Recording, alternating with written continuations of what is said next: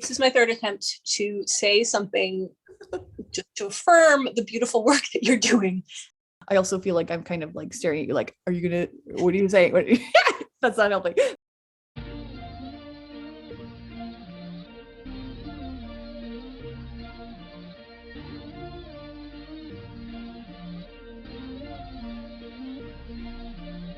A galactic purr of KKs invites you to Space Cats Happy Hour.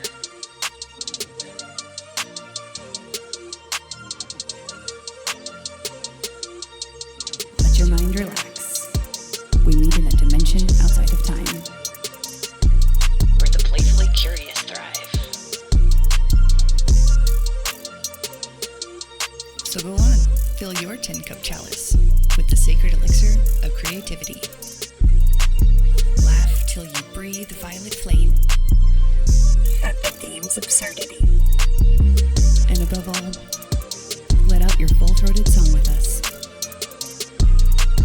Here at Space Cats Happy Hour, with the galactic purr of KKs.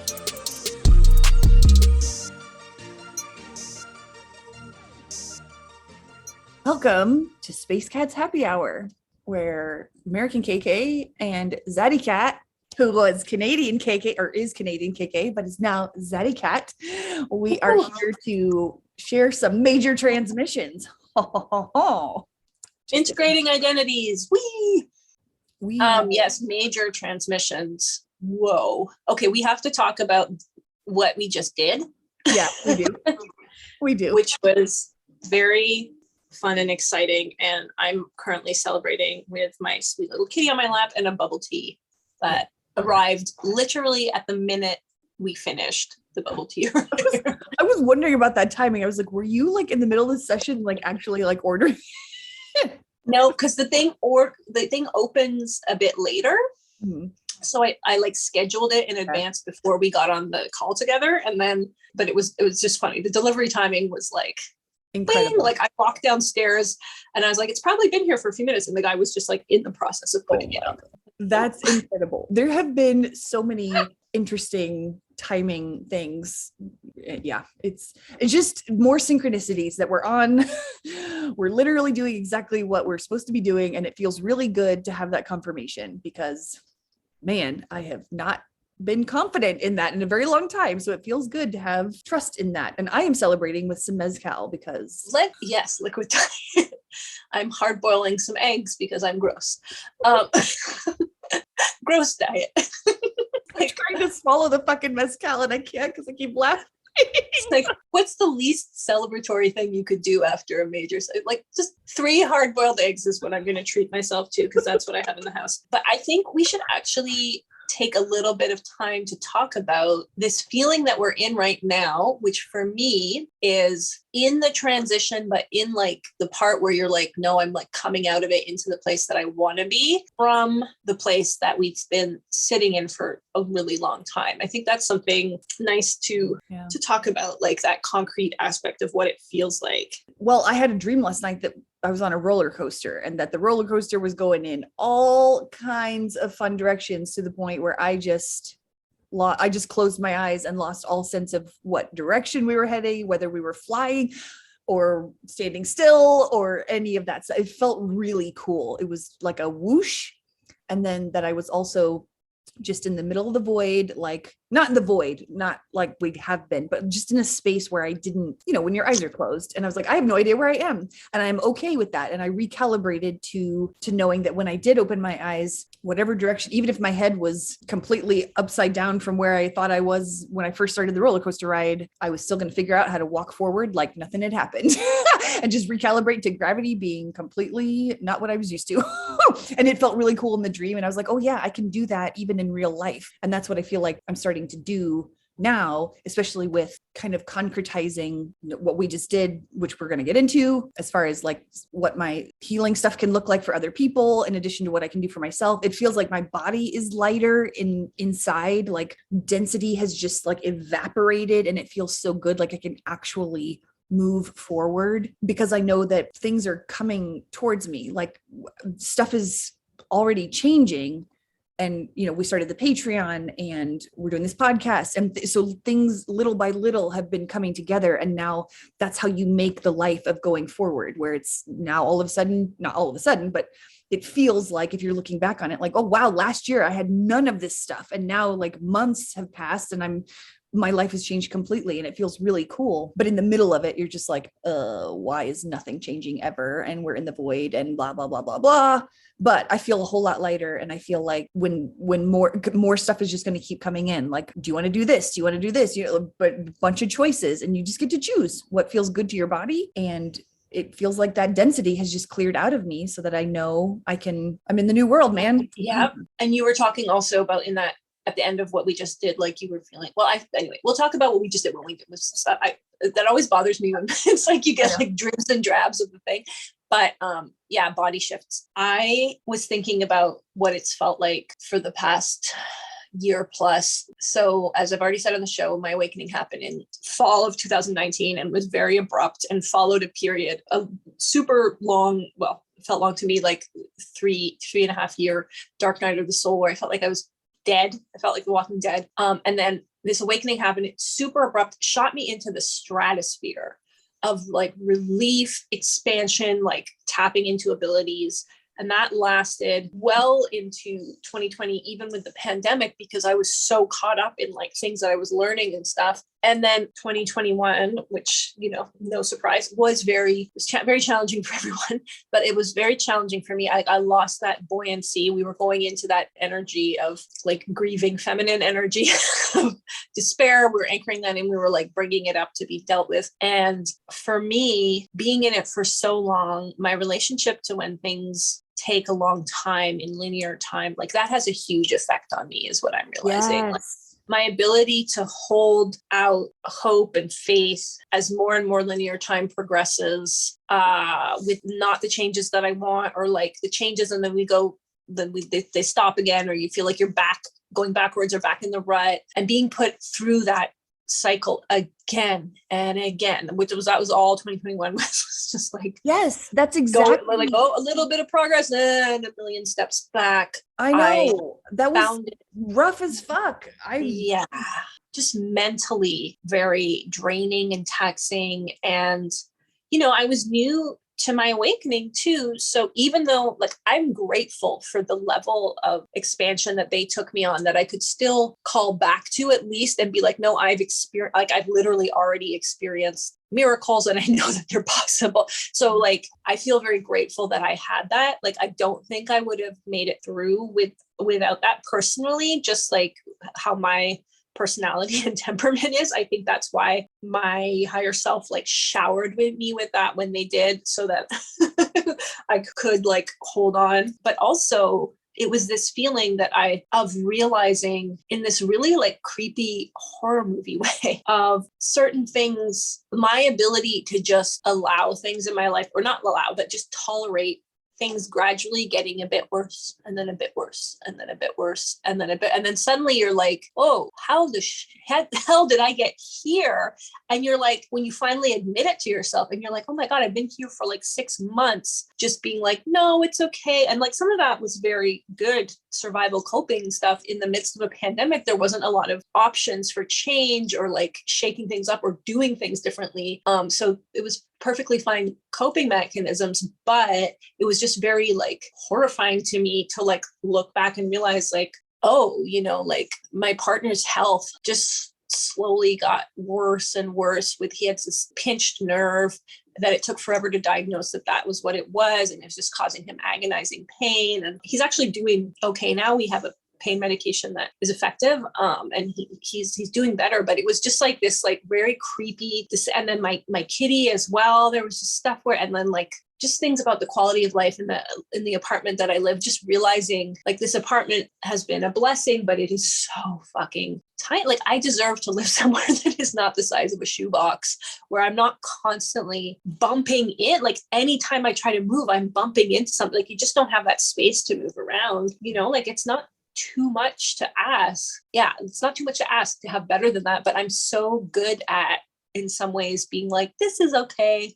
no, this is actually okay. I can just settle into this like thing that I really not particularly enjoying, but it's all right. I mean, yeah, I was doing the same thing where I'm like, okay, I need to be grateful. And I felt like I was gaslighting myself every time, and I kind of was to a certain extent, but yeah, it's okay to want more and deserve more. And yeah, just being in 2020 with that whole cycle of like Jess says, revving at the starting line. And I'm like, every time I would see, and I, like you, I would witness really cool things that happened. And so that would sustain me through some of the worst moments of my cycling in and out of being like, yay, and oh God, everything sucks and whatever. And I don't know, there have been so many moments where I was like, and it must be old trauma too, where I'm like, am I literally insane? Is any of this real? I don't think I need to maybe just go back into the old matrix and forget that any of this happened, because I can't survive get what feels like gaslighting myself into thinking a better world is coming and that all these things are possible when I don't see them happening. God damn it. And then you see other people, on Instagram or anywhere that was like, oh, I just manifested this. And I'm like, well, then I apparently can't do this. So it's for other people and not me, which is great. Thanks. I'm going to just go kill myself now. Kind of joking, but also not, because dark night of the soul. Let's talk a bit more too about that thing you said about gratitude and gaslighting and how it felt for you. And then I want to talk about how the gratitude stuff felt for me afterwards. So if you can expand a bit more. When I first woke up and realized a lot of this stuff had those kernels of truth to it. Like you're told all your life, just be grateful for what you're for and you'll pull in more of it and blah, blah, blah. I didn't really get that until I actually woke up and I was like, oh, I understand energy now or whatever. So as I was waking up and realizing that I needed to sort of maintain a more neutral or positive state of feeling and energy in order to draw in more of that same baseline neutral, but wanting to be obviously, higher in vibration, but I didn't want to go into low vibration. So I was like, at least neutral, aiming for high. And so I would try and keep myself in that spot so that I wouldn't draw more negative energy into me and more like misery and suffering. And I did a lot of what felt like gaslighting to myself, which I needed to do. And I'm not judging myself for it, but that's not the way that my body works. Like my energy, my human design is to go through emotional waves. And that's not the majority of the population. Most people, their human design is more set to neutral, but because they feel the emotional waves of people like me, they're like, wait, my emotions are all off the charts, but they're like your state, for example, Static Cat is like neutral. I go through the emotional wave and you are more easily set towards neutral. I am just like, I gotta feel the shit and I gotta be crazy and dramatic and then I can just kind of ride that out and go back to neutral, and that's fine. But I didn't know that at the time, so I was just like fighting myself constantly, like, why the fuck are you always going into these depressions and like being dramatic and throwing tantrums and just being like this awful, stupid, not spiritual, not good person because you can't feel neutral and good all the goddamn time. And so now that I know better, I'm like, okay, I honor all of those feelings of mine. Like, yes, you are allowed to be angry and wallow in it and enjoy wallowing in it. And that doesn't mean you are pulling more of that into you. That just means you're riding out your emotional wave or just having a human fucking experience. Even if your baseline is set to neutral, you're still going to have days of like, I feel like shit, or I feel amazing, or whatever. You're not just like some robot without feelings. But I think it's so important that you're expressing this, because once again, it points to like, there's no one spiritual approach and path that is going to work for everyone. And so the practice of gratitude can, if like you said, with your human design or whatever it is beyond just your own personal makeup, it can be for some people incredibly helpful and liberating most or all of the time. And then for others, it can be gaslighting. I think that's so important that you're expressing that right now. Yeah, I think because it's a very commonly, and that's, when people express these things of like, this is helpful, that's fine. And that's great. And it's like, then we learn to like what resonates and what doesn't. But I think it's really going to be good to have even more voices out there expressing more of a diversity and saying like, and also beyond the diversity that we're expressing, what's true for you, like figure out what's true for you, because just because a lot of spiritual teachers say emphasis on gratitude doesn't mean that that is like some kind of universal truth. And that's exactly what I started to learn, where I was like, I finally know that I can feel grateful for things that aren't, I can still want better and feel gratitude for what I have. And I didn't have that. I didn't know how to feel that back last year and the year before. Now I'm like, okay, cool. I can genuinely sink fully into the gratitude that I feel for this apartment that's too small for me and it's a little loud, and I would, there's other ideal situations that I want to live in, and that's fine. I can fully feel grateful for the consciousness of this space for myself that keeps me safe and warm, and I feel it fully in my body. And also I hold space for wanting and knowing I deserve more and better. It took me a long time to get there, but that's possible to hold in my body now. And you really which is beautiful. Again, it's like this straddling of the relationship with holographic reality. And I think it's just a potentially helpful path that you're showing for staying in flow with an ever shifting holographic reality, so that you're not putting too much resistance into the idea of your current reality and like kind of holding on to it through like, no, I hate it. And also not putting too much resistance into the idea of change. That makes perfect sense. Something so simple that I was trying to say and not particularly profound, but for some reason I had to. I mean, it's a deeper concept. Like it's a deep and a complicated concept. Well, the concept is not complicated, but the feeling of that energy and navigating it feels very complicated a lot of times. Once you get into the flow of it, like, oh, I understand how it feels to hold space for both, then it becomes simple-ish. Yeah. Also, that made me think that thing that I was saying before about the no universal truths. It's really hard when you start doing support work with others to not want to grab onto things and think, oh, this is a tool. Now I can use this tool for everybody. You want that certainty of something that's going to like be effective. And especially with, the way that we teach ourselves reality works and everything, it's like there is that constant drive to find like a certain thing that's always like, repeatable and provable and stuff. Whereas, so staying in the uncertainty, it's something, anyway, watching you go through this and then have your own discovery process of what was actually going on is very helpful to me in my healing work to see like, okay, such and such an approach would not work for somebody like that at all and would be harmful. So yeah, exactly. And that's what I struggled with so much in 2020 and 2021 was trying on different methods of manifesting what I want. Yes. Okay. So I control my reality. How are these people doing it? Is that going to work for me? And I thought there was one answer, or, I would say, okay, that answer doesn't work. What is this person doing? Maybe that's my answer. And it's really just allowing yourself the patience and the compassion for yourself to try different things and not despair when it doesn't work because you haven't found the one that works for you yet. Doesn't mean you won't. It just, for me, required trial and error. And I think for most people, but like, some people kind of just hit it automatically and go with it. And that's easy and fine and fun. And that's cool. That's one way of living through this life. And that was their blueprint. And I'm happy for them. I struggled and that's okay because I don't know. I'm not saying I didn't get frustrated and angry and like ragey and super just depressed that I couldn't do anything right and nothing was going my way. And I was like, oh, I don't know. I was like, I'm not doing things correctly and I am failing at life and all the fucking things. And it's just, yeah, I needed to have more patience with myself and more compassion, which I am better at now, but it took me a minute to get there. And again, that was all trial and error. And yeah, because you're building a new template. Yeah.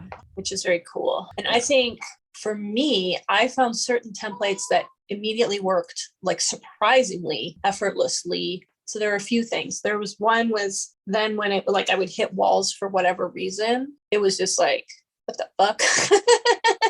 To go from feeling so powerful and then hitting these walls, they're like basic things. And so that would be very alarming for me and I would spiral out pretty quickly.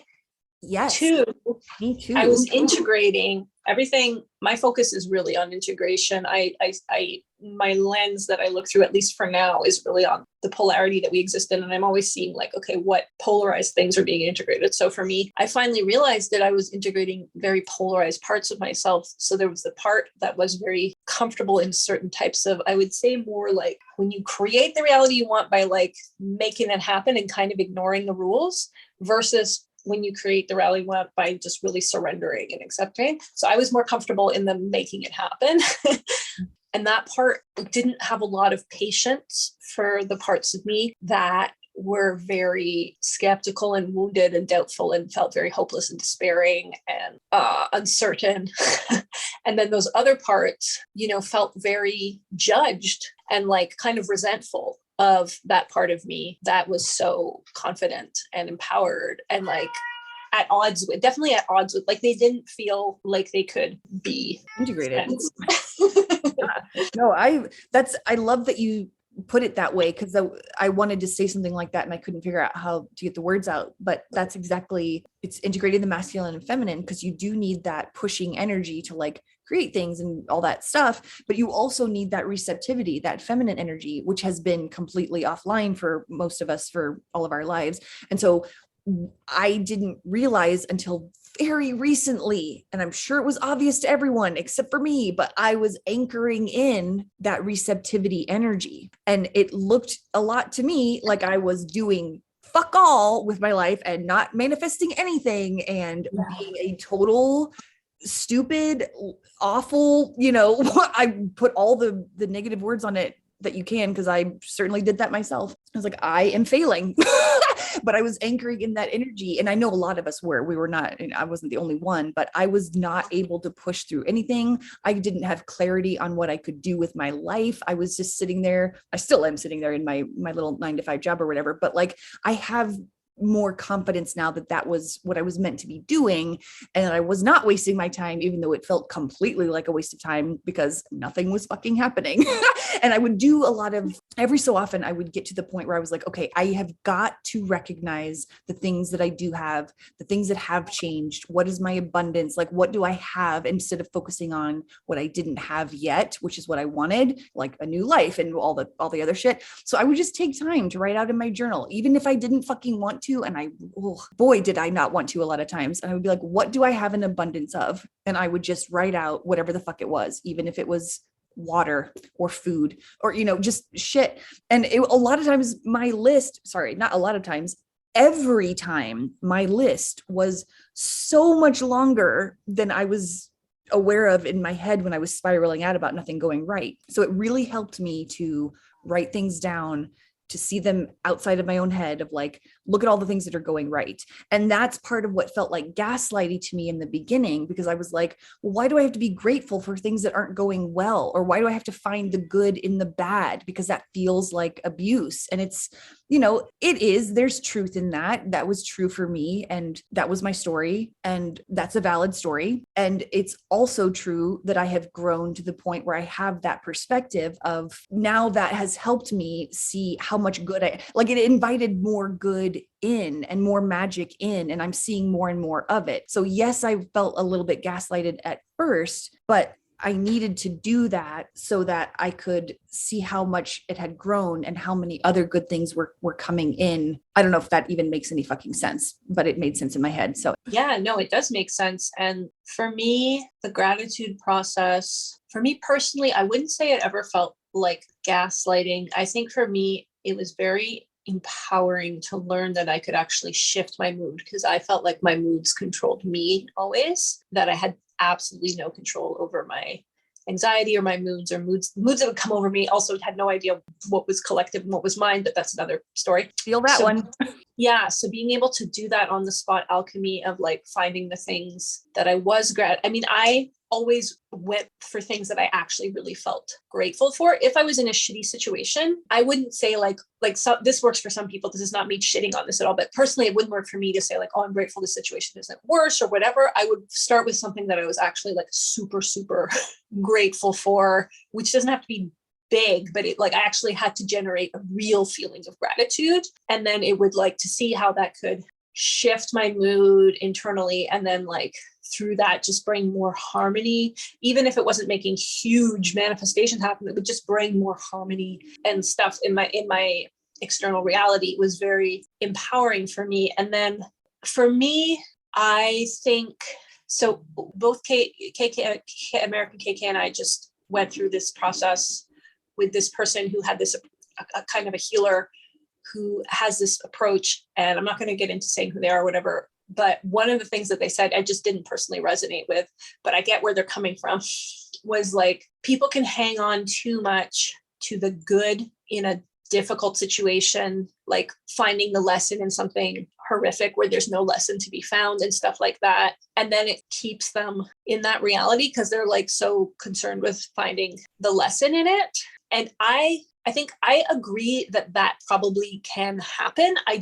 They said it kind of categorically, and I wouldn't say it's a categorical thing, because I think that it can be really empowering to turn something that has absolutely nothing positive on it, and you decide that it has something positive for you in your own personal, that can be very personal, empowering. I think it can also be equally empowering to say, nope, there was nothing of value in that at all. And like, that's just how that is. And I just need to sit with those feelings, and liberating as well. But also, and this brings me back to what I was fumbling around trying to express with like holographic reality and resistance, is feeling into like the neutrality of experiences, all experiences. And that's where it's up to each individual person and their own discernment. And it can, and you get into things that can feel like gaslighting, of being grateful for horrific experiences or things like that. But for me, it's very much a part of my path to go towards a compassionate neutrality deeper and deeper. And so moving away from categorizing experiences as good or bad, which I fully still do, is like something that's a big part of my soul journey. And also I can see how for someone who's on a soul journey like mine, it's helpful for navigating holographic reality and for being able to be more fluid, because you just allow experiences to pass through without getting sticky in them with being like, this is a nightmare. Why would it? And then you kind of like stay in it a little longer. You can just like allow it to really fully pass through. I can see how you would just kind of move super, super fluidly, which I'm kind of like starting to feel into being able to do. I think I love that you brought up compassionate neutrality, because I really love talking about neutrality right now, because it doesn't mean what I thought it meant. Yes. And I think, so when I was trying to reach neutrality, when I was first waking up, as far as like keeping my vibration neutral or high, I thought of neutral as Zen and detached and cold, that kind of language. And I was like, okay, I got to be cold about this. And it didn't ever feel right. I was like, I'm missing something. And then when I reached true neutrality, the first time I actually felt what that meant in my body, I was like, oh, damn, this is not, I don't even know if I can describe it. But when you said compassionate neutrality, that's what there is so much compassion in true neutrality that is loving and accepting. And man, I used to say things like there's no such thing as Switzerland, because it pissed me off that they wouldn't take a side and help people in the war and like that kind of shit. It just was like, what the fuck? But now I get it in a way that I'm not sure I can describe, except that it has compassion and that it has loving energy into it. And it's not that it doesn't care or that it's detached in this cold robot way. It's just literally accepting of everything and respecting everyone's ability to take care of their own energy and their own lessons and all of these things, and that seeing that something is both good and bad and neither good or bad, and like holding that paradox in a very loving and beautiful way that I'm not sure I really am describing it very well. I don't call compassionate neutrality true neutrality, because I think that other version that's very, very neutral to the point of absolute non-involvement and just total observation is also true and exists. Fair enough. And is also valid, I think. Yeah, for sure. And I swing towards compassionate neutrality. I do feel like the ultimate enveloping energy of our universe of consciousness is compassionate because compassion and love can hold everything else within it, whereas other things can't. Like a sort of compassionate everything nothingness can really hold everything and nothing.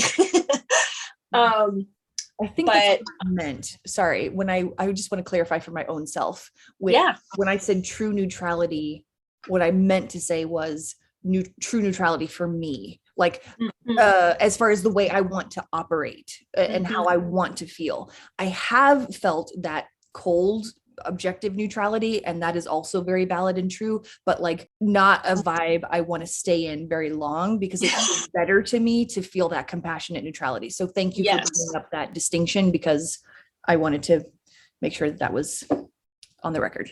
Yeah, definitely. And for me as well, it feels much more at home and comfortable, and like that's where I want to be is.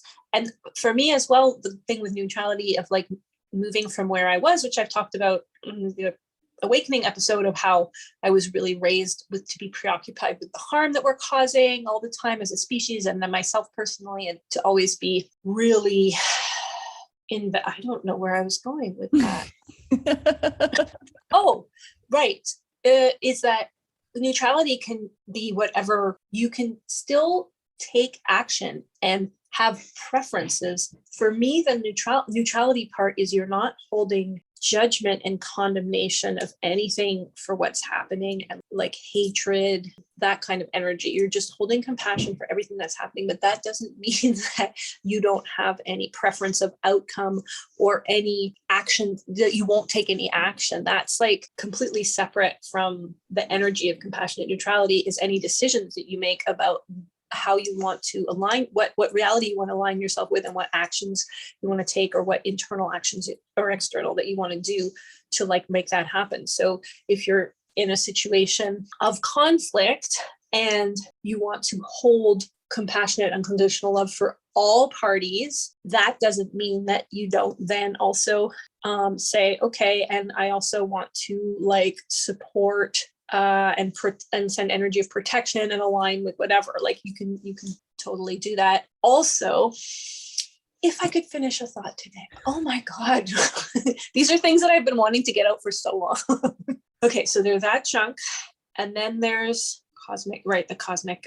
It's like veils are being put on, and maybe I'm just not ripe to talk about it yet, and I'll have to talk about it again or whatever, but I'm still. Because that was really beautifully said, by the way. That was exactly what I was trying to say. And you said it actually well. Oh, thank you. That was beautiful. I don't think I said what, I think you said things that had their own stuff that they brought, and we're just building. I'll hop to another part, which is that sometimes initially when it came to me, I called it cosmic neutrality. I've switched to compassionate neutrality because it's a more grounded term that I think more people will be able to tolerate, especially if they're coming from me, like from social justice world. It's like, but the cosmic part, this is why the cosmic part came to me, is because when you expand out and look at everything as completely connected, so the atoms that make up human beings are the same atoms that make up everything else in the universe. So if you look at something like an exploding star or a black hole, something that's causing massive, massive destruction, and also other things, right? That like something that can completely obliterate an entire solar system or planet, right? Like a comet can hurtle into a planet. And you look at that, you might feel fear, but you're not like condemning and judging the black hole for being a black hole, or the exploding star for being an exploding star. And when we look at human beings and we see them doing things that are incredibly destructive and harmful, it's like the outcome is the same as a black hole, but then we just like funnel all of this judgment towards the human being that's doing that, and we just want to exile them from our universe. That's what causes so much internal suffering. Is we come to this, like, we're looking at the world and we're like, well, there's no way that we can ever have peace, because in order to have peace, we have to like completely kill off this destructive aspect of our species or exile it. And there's no way to do that, because we all realize that same destruction that at its most huge cosmic level causes a black hole, and in a human being can cause like genocide, is also the exact same destructive force inside each and every one of us. And like you just trace it back to that kernel where it's like it's there. So we're never going to be able to completely eradicate it. So that's why we get so freaked out. Because at our deep subconscious level, we recognize this, and then there's like no way out of the loop where we keep holding these parts of ourselves that are like these people that are like at the extreme end of that spectrum, holding them up and pillorying them. But at our subconscious, we're like, I know where this goes. And this just goes to like basically eradicating our entire species. And that's why people get so hopeless about the human species. But it's like, look at everything in the universe is constantly in a flux of destruction and creation. I remembered the other part of compassionate neutrality, which is we are not yet at the place where we understand how to have compassion for the self and the other in equal measure, so that we feel like if we have compassion for an extremely harmful, dangerous person, that means we have to abandon our compassion for ourselves and put down our boundaries. You can completely put up any kind of boundary with somebody that's trying to harm you. You can just decide you're not allowed to be part of my life anymore. You are not allowed any access to me, etc., without condemning and judging and hating them. Like that's the place that I feel that we're moving towards, and what I'm trying to move towards more and more and deepen in myself internally is that. So yeah, that was the final key. It's like the compassion for the self that's still in there, because we're constantly allowing our boundaries in all forms to be trampled. So we feel so unsafe. Wow. And the other missing piece is changing your relationship to the idea of death and transformation and limitation, which is like, yeah, of course, if we believe that death is the complete end, and then we're going to be, we're going to be so protective of it, of life of our lives, to the point where, okay, I'm starting a new thought. I'm going to stop there. Okay. I was launching off on a different tangent. There's too many parts. I have to get this more succinct. This is like my life's purpose is to talk about this in a way that is digestible. So I have to just keep talking until it turns into something that's more fluid. This is wonderful. I'm so happy to witness this, because as you were talking, I was just having this beautiful moment of being in the depths of this deep oceanic appreciation for how philosophical, it's probably even the wrong word. I don't even know. It's just like this is the kind of philosophy that I want philosophy to be, that I never really had.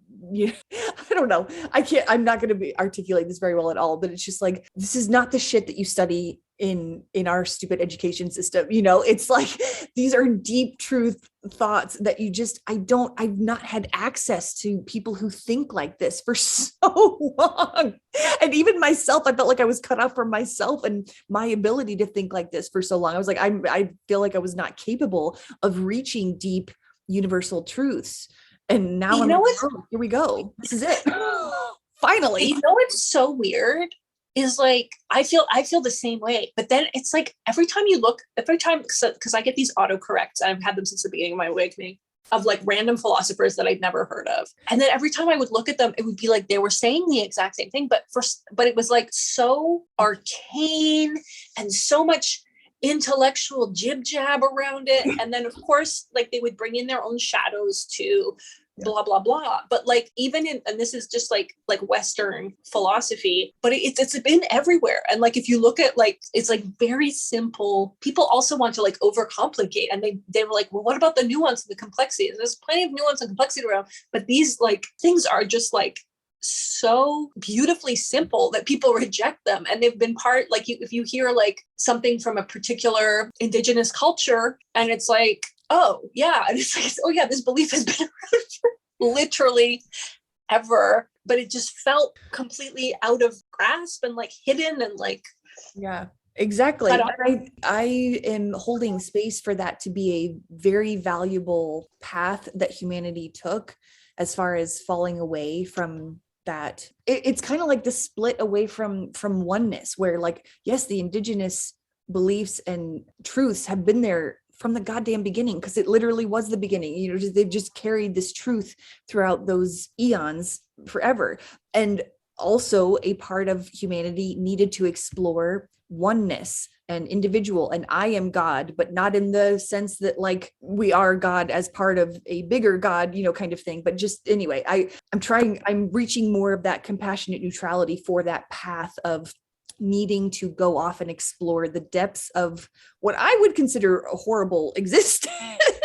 But at the same time, if we didn't know that, would we know the exact extent of what it means to be a human? Explore all the good and the bad of it, and the oneness, individualness, and the being togetherness, and like having easy access to these deep universal truths, and then forgetting them so that we could explore what it's like to not have them. I don't know. It's been a journey for me, because my instinct is to not hold compassion for that, but I can see the value in it from a what I'm hoping is compassionate neutrality.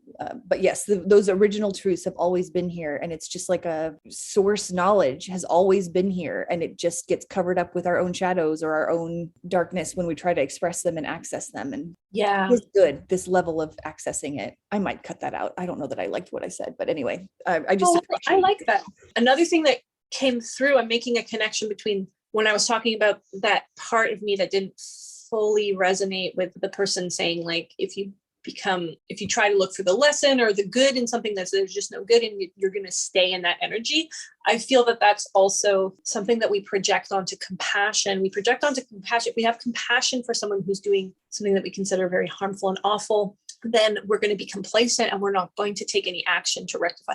And I feel that complacency comes from feeling cut off from others, so that we can ignore suffering more easily, and like just like compartmentalize and go about our lives while immense suffering. Whereas compassion, when you're not only when you're going into compassionate neutrality, you're not only directing it to the people who are perpetrating the most harm, you're directing it to the people who are experiencing that harm, the animals. You're directing it towards everything. You're dissolving the boundaries between yourself and everything else. And so when you dissolve that boundary and you're feeling that oneness, that's only going to move you into things that are different from the way we currently operate. And it's never going to keep you in a state of complacency about what's going on. Yeah. I really love the way you put that, where it's like, it's not like you don't also have compassion for, you don't only have compassion for the bad shit. You have compassion for everyone. And it doesn't mean that you don't have preferences, or that you put your energy towards an outcome that you would prefer to see, which is quote unquote good, or, whatever. I really love how you're saying all of this. Because we get very uncomfortable around situations or people that we consider to be abject. Like the being abject makes us very uncomfortable as a species. That also plays into lack of, like, where we cut off our compassion. It's not just for the tyrants, it's also for the people that we perceive as having like been so damaged that they are in this state of abjection. I'm using very like old theoretical language from my women's studies days, but like that energy makes us very, very uncomfortable. And so we find it very hard. We actually find it harder than we think to have compassion for people who are experiencing great, great, great suffering and hardship. Yeah, these are incredible discussions. I love that we're doing it. Just putting it out there. I mean, I craved content like this for so much of my life and never really found it. I would get pieces of it, like you said, with your autocorrects and following the rabbit holes. And you were like, the philosophy was there, but it wasn't quite what? And yeah, revisiting it now, I'm like, oh, I see what they were saying. And it makes sense to me now. It's so annoying how hard to access philosophy is, like how many barriers are put up so that for people to like engage in philosophical talk. That's what I really appreciate about this age that we're in right now, and going into even deeper. It's like we can have these discussions and they are for everyone. They're not behind some fucking academia ivory tower wall or whatever the fuck they call it. It's just like we can all talk about this because we all have access to this consciousness inside of ourselves. We're just uncovering it, and we can connect with other people who help us uncover it in our selves and each other, and we just build off of each other. And we're eventually going to get to this place where it's just, I don't know, we're all telepathically doing philosophy and shit just with downloads. I don't know. I'm just, Yes. very, the way that science is starting to sound so much more metaphysical, and metaphysical people are also starting to sound even more like they're bringing in science language and vocabulary, and it's just a really cool overlap. And I'm just like, yes, we're all coming together. It's all the same concepts, just different vocabulary. It's all the same shit, and we're all explaining it from with different vocabulary is what I'm saying. And it's just it's an amazing thing to see come together, and it gives me a lot of happiness and contentment.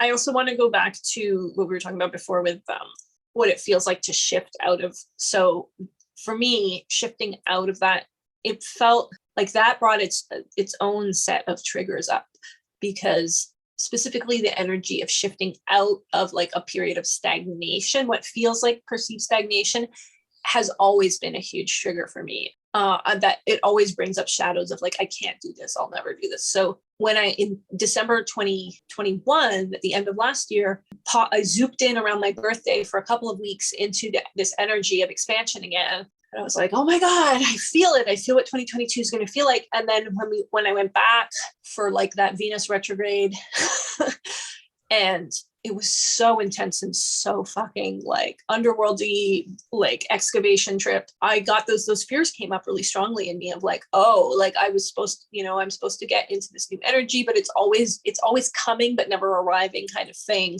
And so that's like a very specific trigger that I'm realizing more and more is like my own inner shadows of feeling like I'm good at the energy of like being almost bringing something to fruition, but then actually like fully bringing it to fruition and enjoying it is like somehow beyond me. So I had to face a lot of that stuff. And then now where I feel like, and I'm so grateful, is in this transitional place where I feel it coming in. And there's just like the trust is starting to come back and faith is starting to come back. But yeah, it also feels like it's really important for me to keep saying it's already here and to stop saying things like it's almost here. Like, I feel like that's a very important part of like the reality creation process and the alchemy process is like claiming that. So I had this download 2 nights ago that said that the age of miracles is coming. It was just that sentence. And I was like, whoa. And then I decided to do a video post about it on social media. And then I was taking a walk to the tree to do it. And then I was hearing the age of miracles is upon us. And it was very much like, no, we're stopped with the is coming. And it's like, it's already happening. And I just wanted to talk about that too, because it was like, I haven't really explored it with anybody yet. I've just talked about it a little bit in that video, but I think it's really interesting because it had never, I hadn't heard it in that form yet. And like what I saw too. And it was like, wow, it was really cool. So yeah, I just wanted to get into that a little bit. About it. Yeah, we were leaving voice messages for each other in our little group chat. And you had said, your last voice message was like, oh, the age of miracles is coming.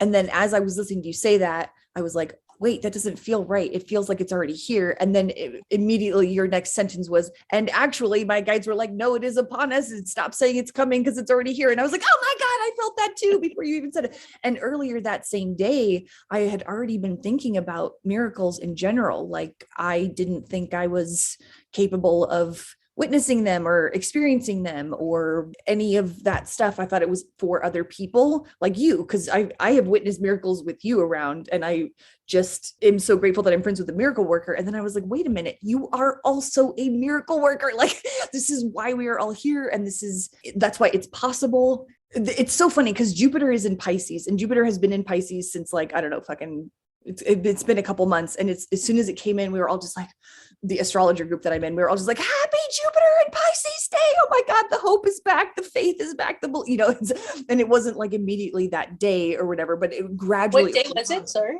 I don't remember. I need to check. Let me just check it now because I want to know. I'm so curious. Right. I think I should know this. I'm kind of embarrassed that I don't, but that's good. Okay. Jupiter went into Pisces. Oh, December 29th. So. Right. Okay.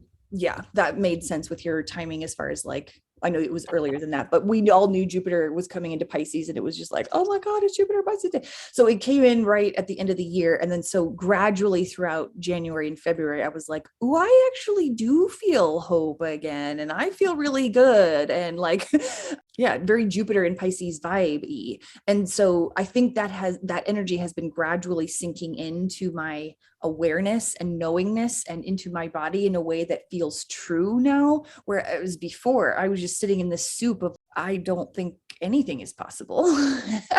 Or every time that I get a glimmer of hope that something is possible, then I feel like I get smashed back down into like, oh, actually, no, you're not.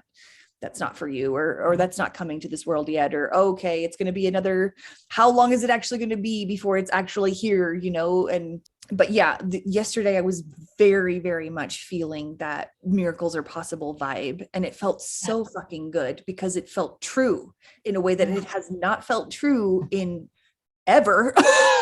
Yeah.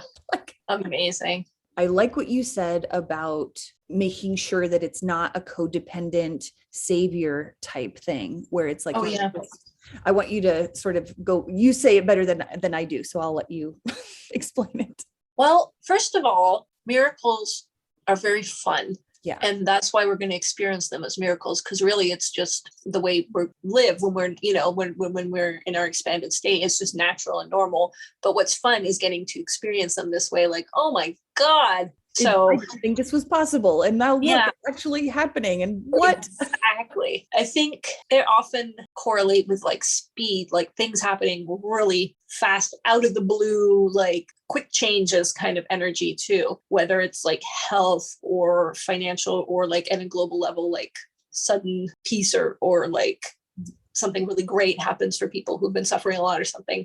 So there's that instantaneous quality to it.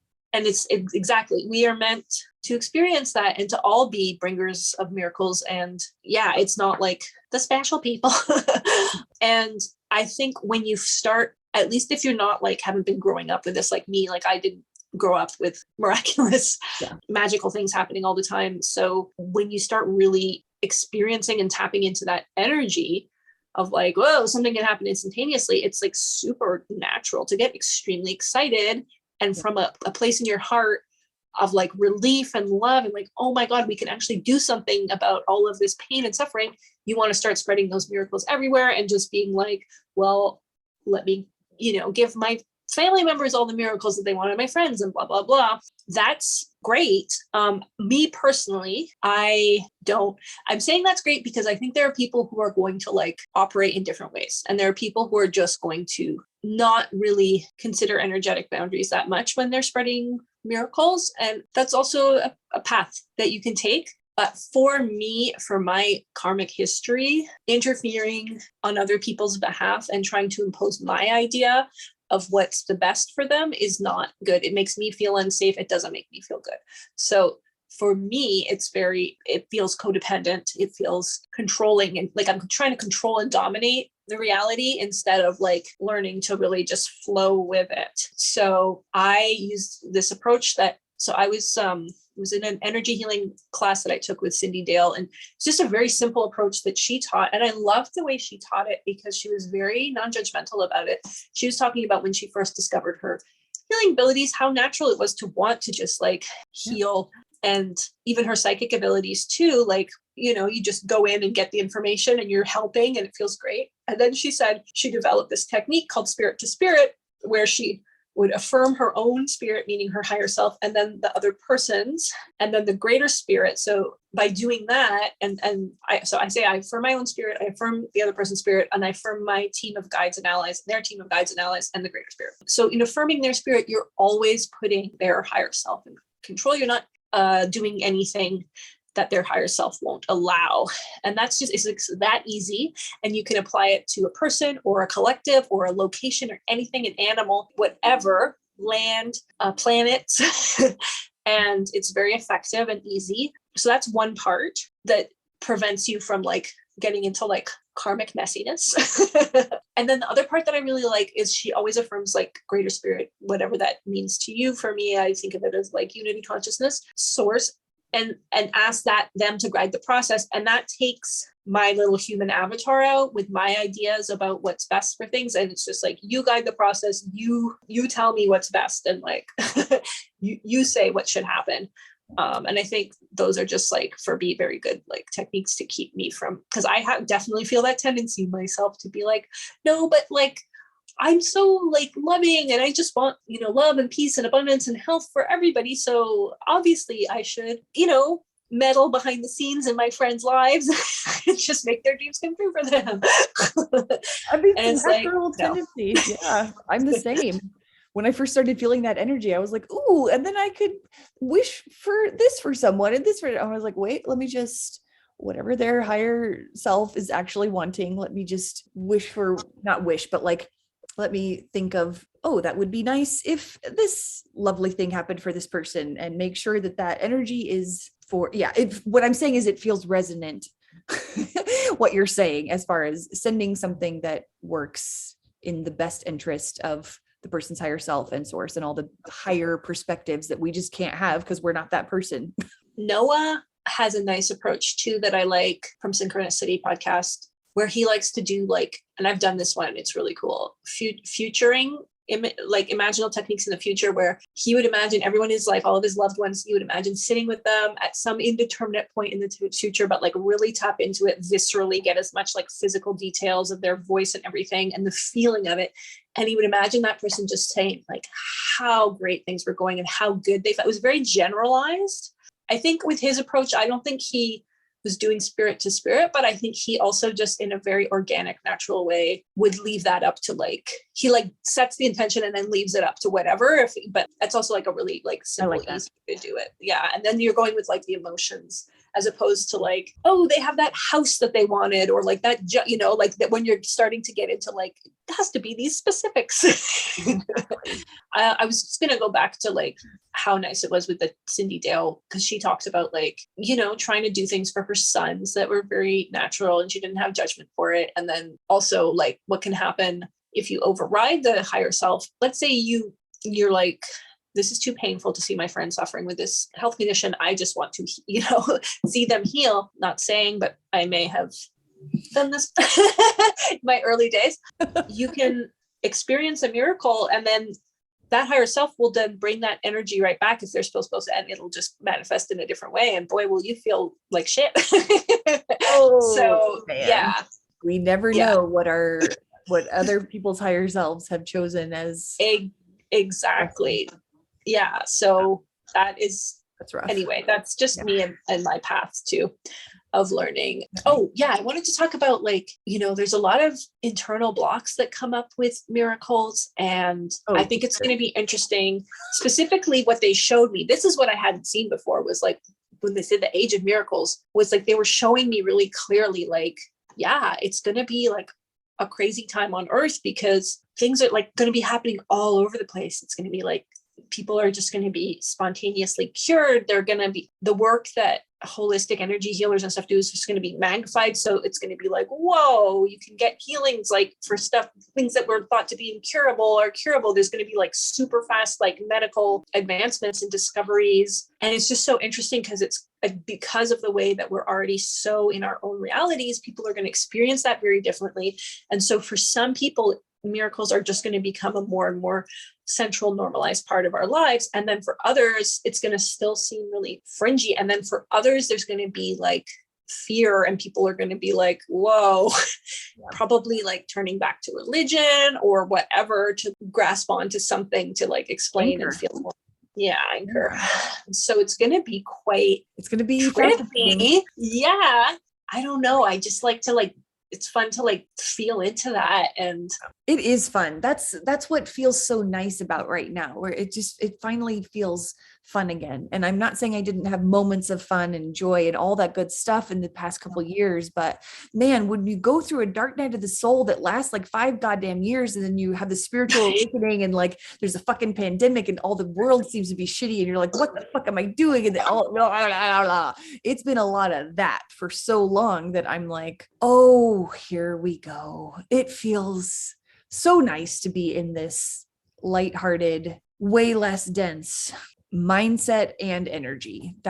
I feel more integrated as far as like my mind is more in my heart now, and it's not like screaming, anxieties or programming and that kind of stuff at me as much anymore. And so it just feels nice to have that freedom to feel with my heart instead of trying to push things and focus on shit that I don't need to focus on with my brain. And I don't know, it feels really nice. I like this energy a lot. We needed that because, man, yeah, I was starting to feel shitty again. Like, okay, am I talking myself into saying like things are still coming when they'll just never come?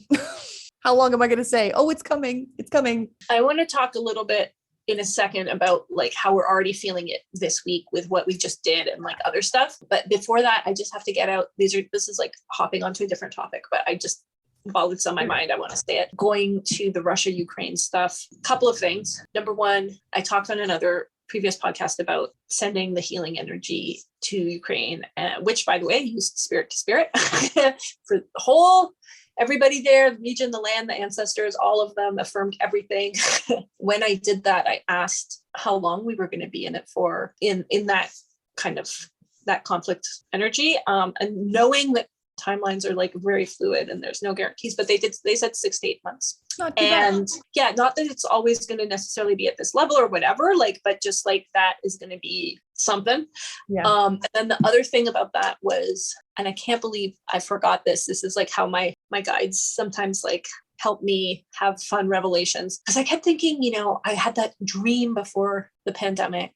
Mm-hmm. It was so powerful. And I was like, it feels weird that I didn't get anything about the Russia stuff coming. And then again, in the previous podcast where I was talking about the spider and the lesson of the spider and the children's book that I was going to write about the cat who like gets killed by a spider and then becomes a spider in the conflict. So in this book that I'd started writing again in December, when I tend to have my downloads about the coming year, I guess. So I was like plotting it out, and it starts with this big war, conflict, and invasion of the spider kingdom, of the feline kingdom, and I named them. And the spider kingdom was Arachnia, and the feline kingdom was Leningrad. Feline-grad. And I was like, why did I choose feline? At the time, I remember I was like, what? And then it was bringing in all this stuff, like all the names were like, we're bringing in all these references to Kafka, which is like, wow, Eastern Europe and stuff. And I was just like, what is going on? At the time, I was like, this is weird. I'm like, I don't feel connected to that here. Like, why is it Felingrad and blah, blah, blah. Anyway, cut to me just going back into those notes and being like, wait. I mean, on the nose, but yeah. Your guides are amazing. I think compassionate neutrality is not everyone's path right now by a long shot. But if it calls to people, it's a very powerful tool right now for integrating within polarized aspects, which then enables you to interface with a reality that's much more peaceful and harmonious. It's a very powerful tool. I second that point. I fully endorse this message. Because again, if it calls to you, that's going to help you. If it doesn't call to you, then it's not going to help you. And that's okay. Do your thing.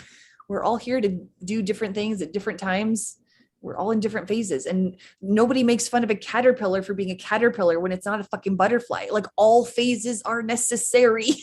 Like, maybe people do make fun of caterpillars. I don't know. But maybe they do. Oh my God. Well, that was part of what we were doing was, let's felt very miraculous to me, was we both done sessions with each other where we each did our own approach and like worked on the other person. But today we just combined our two approaches, and that was so amazing. And just we're constantly feeling things in the same part of our bodies at the same time, and like finishing each other's sandwiches, wink. And I was gonna say that. I cannot fucking believe you literally just finished my sandwich. Oh my God. Before I started eating it. Oh my God. We went on this beautiful guided journey with this dragon that like was both of us at different times, each of us at different times, that was a caterpillar at some point too. And maybe that's why you were saying, because maybe he felt like mocked for being a caterpillar or something. Anyway, just a really beautiful journey that also then, so we went on this journey together. You had your records and my records open. I had the energetic portal open. We were just like seeing things, and then we would like build on that and like And then you would be like, now I'm seeing this. And I'd be like, now I'm seeing this. And then you'd ask questions, and just following this dragon that came out of these mountains in the earth that opened up that were like purple and white, crystalline, geo. Everything was like very crystalline and geode, and went on this galactic trip. And then we both each took a turn on the dragon, where we had already been learning and starting to use this technique of very specifically addressing limiting beliefs from a place of compassion, and like apologizing to that belief, basically apologizing to ourselves for the belief, but not like saying like, we're sorry that you think this is true, like literally saying like, we're sorry that, I will say something that I said to myself, like, I'm sorry, you're scum, like, so really addressing like the what is felt and perceived in that part of the soul, and then sending it love and compassion. So we were doing this very powerful thing, and the dragons took us each to our places where we needed to say that. It was very, very deep work that we did. So we were like holding space for each other while we did it, and just feeling these huge shifts that we would both feel simultaneously in our bodies. And then there was this avian ally who showed up so I've heard about the blue avians, and I know they're like they came from another universe into our universe to help found our universe. So they're very, very ancient and old within our universe. But this was not a blue avian. So I'm still not 100% sure, because it was a black and purple avian. And I'm like, I want more information. I'm very curious exactly where they came from. I know, but right? It sent this transmission, and the transmission was like when it opened its beak, it just like we had to open. Okay, I'm saying this a little bit all over the place. Sorry.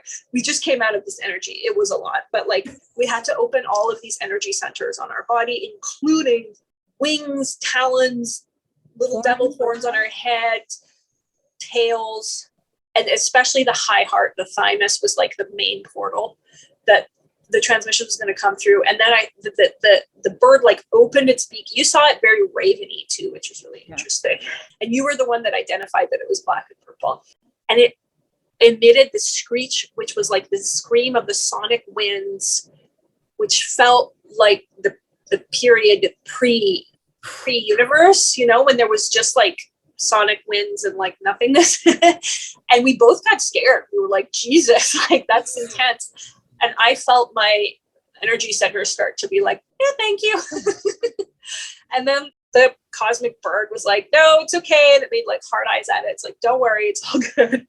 And so then we felt it, and I loved it because you were so cute and you couldn't stop laughing. But for me, it was like something was pouring in my head, but like I felt like my head was getting squooshed by like a brick wall coming down on it. And it was just like, or then I felt like I was in a gravitron and just like flattened. Like it was such a powerful feeling. I was like, this can't fit in me. I was like, it's not going to fit. It was like taking the world's hugest pill and trying to swallow it through your fucking head neck.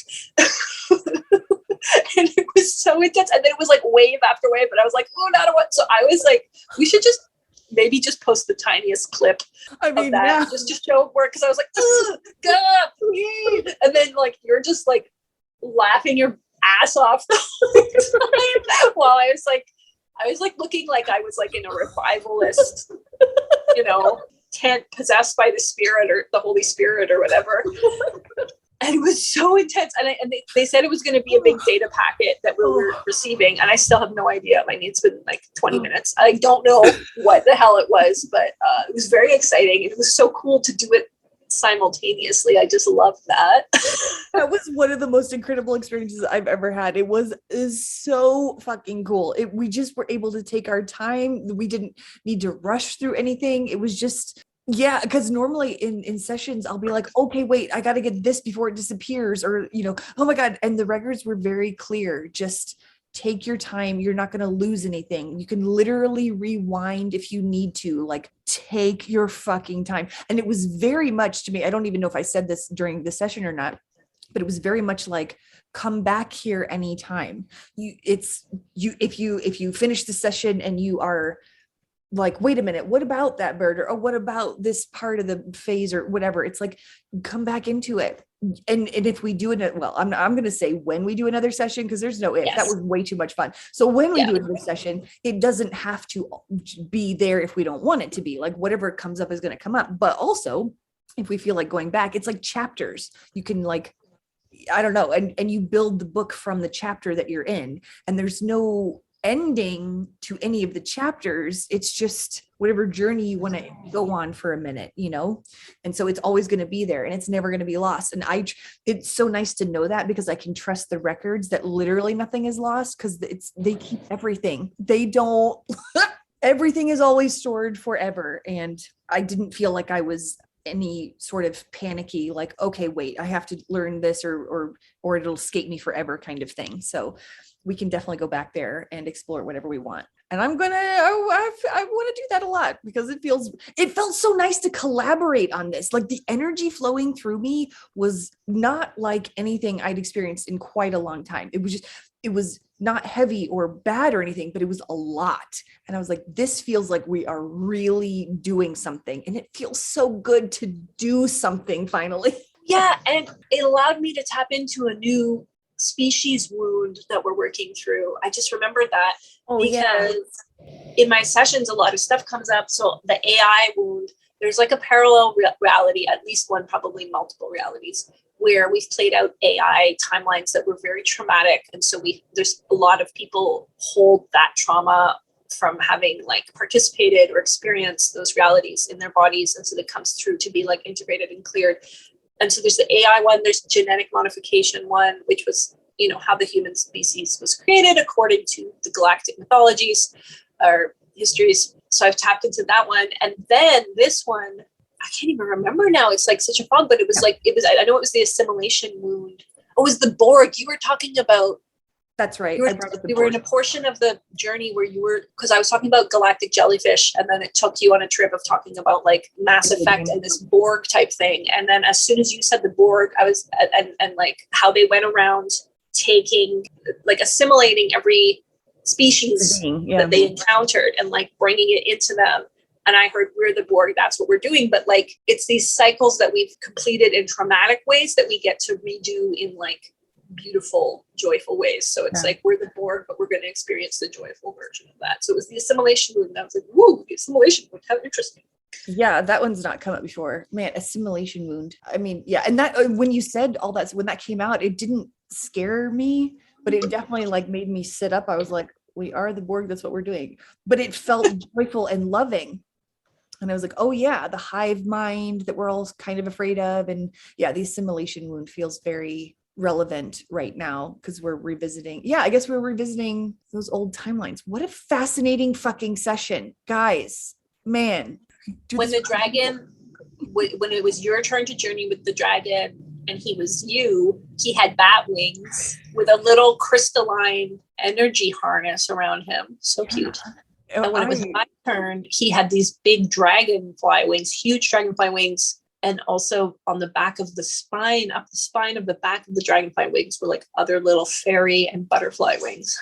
Yeah. So he would like shapeshift, which was really cool. So fucking cool. Oh my God.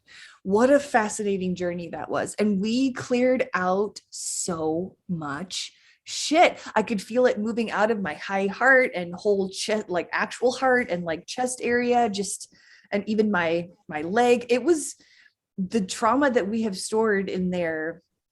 When you feel it come out, it's pretty incredible. You're like, oh wow, I had no idea. I was just living with that comfortable, scratchy blanket that didn't realize it was scratchy until I took it off. And I was like, wait, I don't have to feel uncomfortable.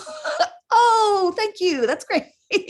And just shit with compassion and like diving into the blackness. And it's not bad to go into the blackness. That's where you can release everything that doesn't need to be there anymore. Recycle it.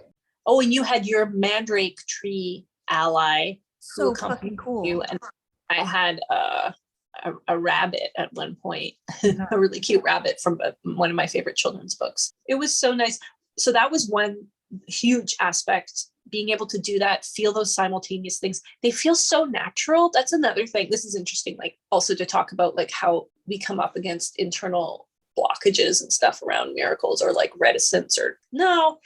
So one of them is that the things feel so natural that then you're just kind of like, yeah, like you don't appreciate it as much as you could, because it's like, I guess that's just how things are supposed to happen, but it's like really good to like really appreciate. And then I realized this week that I had been having this big holding myself back in some of my healing sessions, and I was like, didn't want to do that anymore. I want that instantaneous thing that I was talking about. I was like, I want to experience things more rapidly and quickly and instantaneously if it's aligned and if it's possible in my sessions. And it happened in both sessions this week that I had, where there was an immediate physical shift of the issue that the person brought forward. So it happened. The person was so excited. We both cried. And then the rest of the evening, I kept getting constant synchronicities about the very issue that they brought forward. And I even brought it into my own life. It was briefly.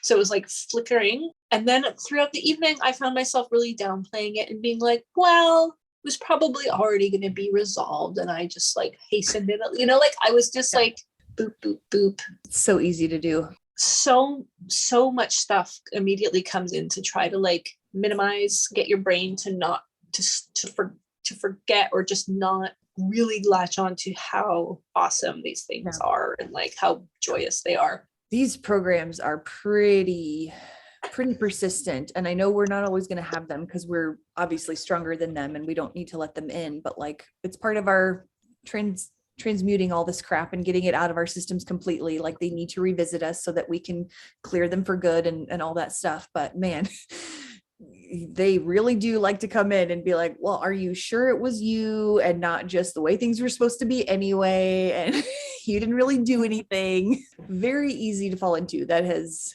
been a consistent thing throughout my life for sure. My miracle worker friend. Listen, it's so intrinsic to us. It's just so. And that's the thing though. You're right. Like it's exactly what you said in the beginning of, this is how life is in the higher states of being. And we are in a dense reality where things just didn't happen that way. And they weren't supposed to, because we wanted to experience it in linear time and blah, blah, blah, blah, or in a certain way and all those things, learn certain lessons.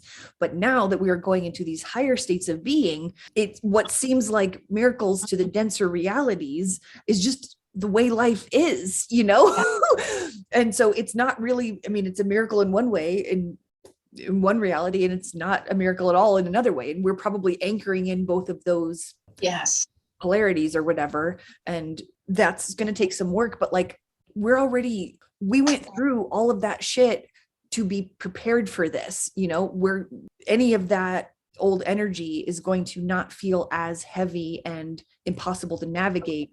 Because we've been through worse, baby, man. We've integrated so much. We're like, oh, another polarity. Cool. Welcome to the table. Here's some fucking wine. Like, welcome home.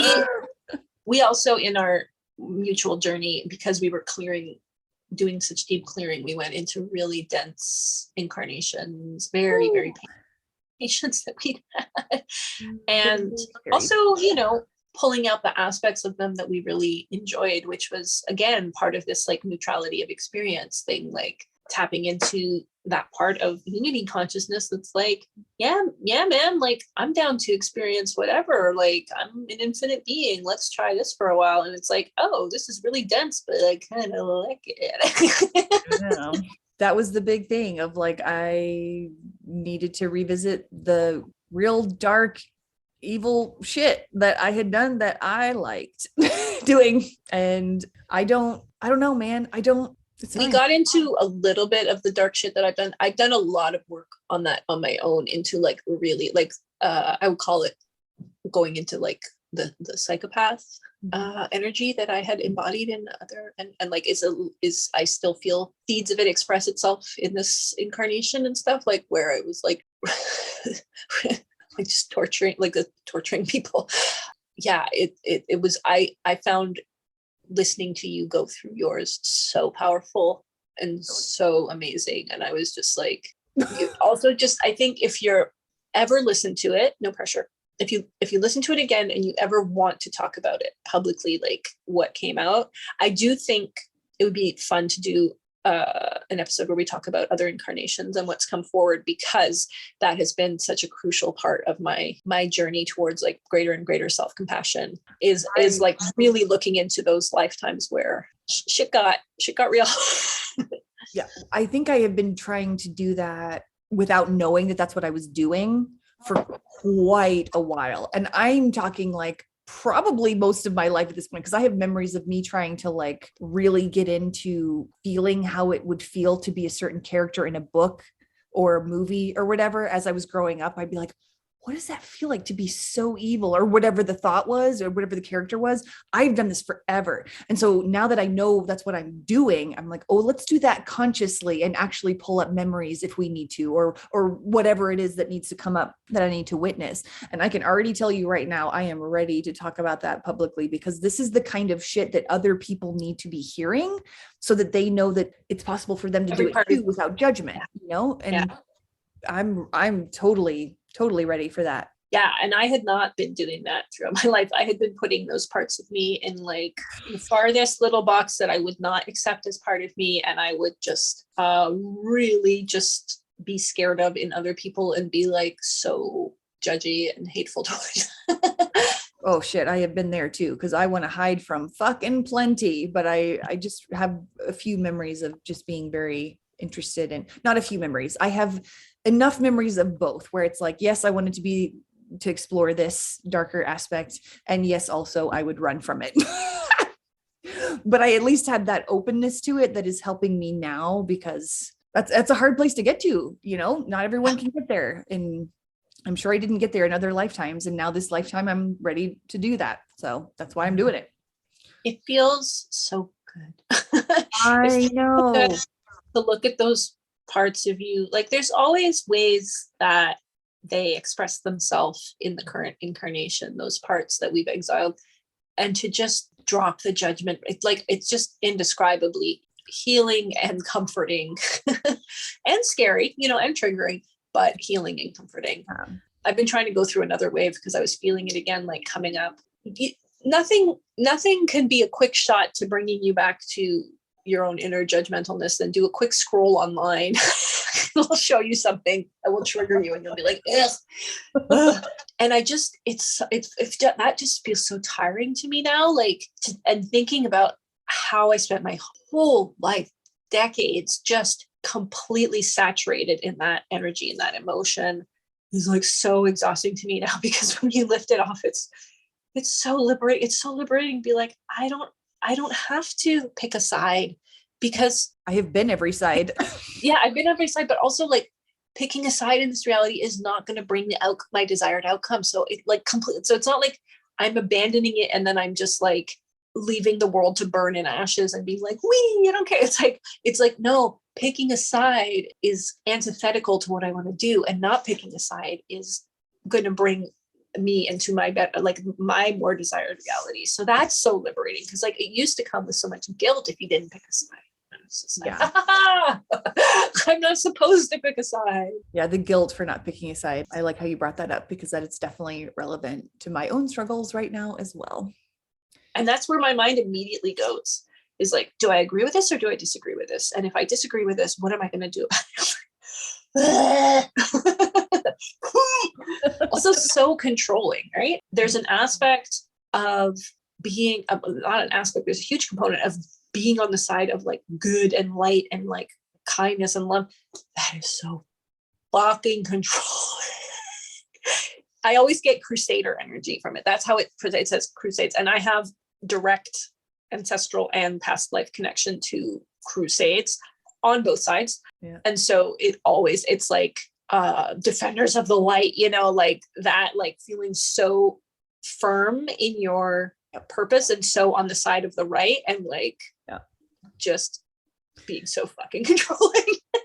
100. I feel that super hard. So I know that I definitely have some past life stuff there that I need to explore too. It's weird because it feels like I kind of already know, but at the same time, it's only a vague sense of knowing and not actual memories, which I don't necessarily need to pull up actual memories, but like, I don't know, it'd be cool to have some more specifics that are relevant that I need to clear, you know. I just love the stories. Like I want to, yes, I have a knowing, but like, wait, let me hear the story though. I love the story. Yeah. It's just such a cool, oh fuck, it was so much fucking fun. And that's, you know what, that is why I loved what we just did, because it was so fun. It was, Yeah. it brought up heavy shit, but it did it in a very fun, lighthearted atmosphere, very loving, very supportive. I never felt fear. I never felt shame or embarrassment, or, I mean, maybe flashes of like, okay, why the fuck did I just say that kind of, but it came up to be cleared. So I wasn't really judging it. It was like, I was feeling that anyway, but overall, it was just such a fun, loving, beautiful way of clearing what was likely extremely heavy trauma. And it didn't have to feel bad. It felt good to get it out in that way. And I want to bring that to more people somehow. I don't know. I feel like we're supposed to be helping people clear out their heavy shit in that fun, playful in that honoring way. You honor the trauma, but you doesn't mean you can't laugh and have a good time with the story, while you do it. Yeah. Just to sort of ease the heaviness. But it's true. It's like the playfulest way. Really amazing. I really loved it. I'm definitely going to go out for a walk later or like after this, because I'm very excited to be out in nature right now, just sort of integrating what we just did. Good call. And I have to pee. Yeah. So that I think is a sign for me to sign off. Suddenly have to pee like I've never had to pee before. Wow. Energy transmuting. Anyway, hope you enjoyed this lovely major transmission sharing. And why do I never have a fucking goodbye line? Tell us about the miracle. If you've been experiencing more miracles, manifesting more miracles, tell us about them. Happy miracle age.